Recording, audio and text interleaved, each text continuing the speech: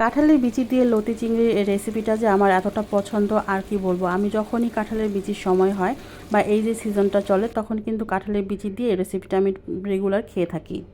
আজকে আমি আপনাদেরকে দেখাবো কিভাবে আমি কাঁঠালের বিচি রান্না করি, আর এভাবে রান্না করলে এতটাই মজা হবে, আপনারা যখনই খাবেন এভাবে রান্না করে খেয়ে দেখবেন। প্রথমে আমি লতিগুলো খুব সুন্দর করে পরিষ্কার করে নিয়েছি, তারপরে দিয়েছি কাঁঠালের বিচি। আর এখানে কিন্তু আমি কোনো রকম আলু দিব না, শুধু কাঁঠালের বিচি আর লতি দিয়েই রান্না করব। তারপরে দিয়ে দিচ্ছি চিংড়ি মাছ, আর চিংড়ি মাছ এটা বড় ছোট যে কোনো সাইজে দিলেই হবে। তারপর দিয়ে দিচ্ছি 1 কাপ পরিমাণ পেঁয়াজ, তারপর দিয়ে দিচ্ছি 2টা বড় রসুন, আর এখানে রসুনের পরিমাণটা একটু বেশি দিতে হয়।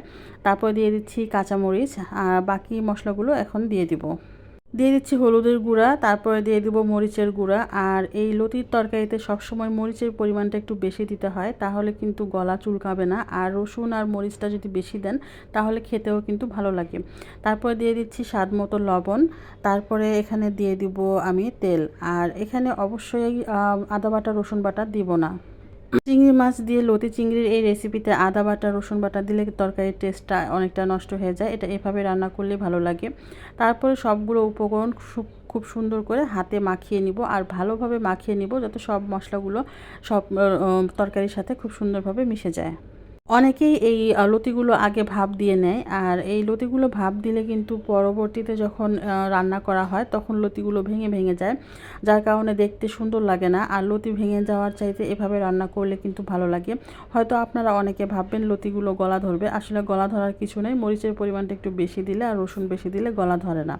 তারপরেও যদি আপনাদের সন্দেহ হয় যে গলা ধরবে, সেক্ষেত্রে আপনারা একটা লেবু রান্নার শেষে কিছুটা লেবুর রস যদি দিয়ে দেন তাহলে কিন্তু আর কোনো রকম গলা ধরার চিন্তা থাকবে না। তো যেই হোক, এই লতিটা আমি রান্না বসিয়ে দিয়েছি। আর এই যে পানিটা দেখছেন, এই পানিটা শুকিয়ে গেলে, একেবারে শুকিয়ে যখন তেলটা উঠে আসবে সেই পর্যায়ে আমি নামিয়ে ফেলবো। আর যখন রান্নার শেষের দিকে তখন কিন্তু তরকারিটা খুব বেশি নাড়াচাড়া করা যাবে না, তাহলে লতিগুলো ভেঙে একেবারে পিচ্ছিল হয়ে যাবে, দেখতেও সুন্দর লাগবে না, খেতেও ভালো দেখাবে না। আর আমার তরকারিটা এখন প্রায় শেষের দিকে, দেখতে পাচ্ছেন কতটা সুন্দর হয়েছে। আর এই পর্যায়ে আমি খুব আলতো করে নাড়া দিচ্ছি, কারণ আলতো করে নাড়া না দিলে তরকারিটা একদম ভেঙে যাবে। আলতো করে নাড়া দিয়ে আমি খুব সুন্দর করে কড়াইতে সেট করে দিয়ে একেবারে 4-5টা কড়াইটা ঘুরিয়ে ঘুরিয়ে রান্না করে নামিয়ে ফেলবো। আর আমার এই রান্নাটা এতটা বেশি পছন্দ, আপনাদের কার কার পছন্দ অবশ্যই কমেন্ট করে জানাবেন। আর আমার রান্না যদি ভালো লাগে আমার চ্যানেলটাকে সাবস্ক্রাইব করে রেখে দেন, যদি পরবর্তীতে আরও কোনো রেসিপি আমি শেয়ার করি যাতে আপনারা দেখতে পারেন। আর এভাবে কিন্তু আমাদের আগেকার নানি দাদিরা খুব সহজে মশলা কম দিয়ে রান্না করতেন, আর এভাবে কিন্তু খেতে ভালো লাগে। খুব বেশি মশলা দিলে তরকারির যে আসল স্বাদটা সেটা পাওয়া যায় না। প্রতিটা সবজির একটা আলাদা আলাদা স্বাদ থাকে, যে স্বাদটা খুব বেশি মশলা দিলে কিন্তু নষ্ট হয়ে যায়। আমি সবসময় চেষ্টা করি মশলা কম দিয়ে রান্না করার, আর মশলা কম দিয়ে রান্না করলেই কিন্তু তরকারির আসল স্বাদটা পাওয়া যায়। তো আমার মতো এভাবে কারা কারা রান্না করেন অবশ্যই কমেন্ট করে জানাতে ভুলবেন না। আর এভাবে যদি রান্না করেন খেয়ে দেখবেন কোনো রকম গলা ধরবে না, আর একবার যদি খান তাহলে কিন্তু এই তরকারির প্রেমে পড়ে যাবেন। তো অনেকে ভাবেন কাঁঠালের বিচি খাওয়া যায় না, যারা কাঁঠালের বিচি খাওয়া যায় না ভাবেন তারা আসলে জানেনই না যে কাঁঠালের বিচি কত সুন্দর, কত মজার একটা সবজি।